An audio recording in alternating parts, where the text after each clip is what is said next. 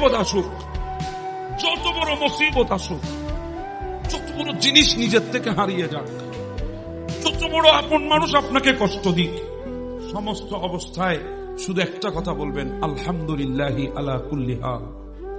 সর্বাবস্থায় প্রশংসা কার জন্য? আল্লাহর জন্য।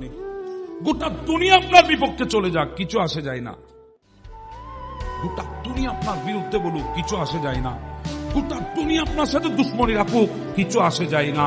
শুধু আপনি আল্লাহ আল্লাহ রসুলের তরিকা ধরে থাকেন। তরিকা, মুখ আছে অনেক কিছু বলবে, আপনার বিরুদ্ধে অনেক কিছু বলবে, শুধু একটা কথা আপনি নিজেকে নিজে বলেন, আমি যা করেছি এগুলা ঠিক আছে কিনা আমাকে বলো।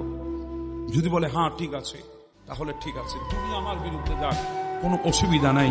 আমাদের জন্য একজনই যথেষ্ট, তিনি কে?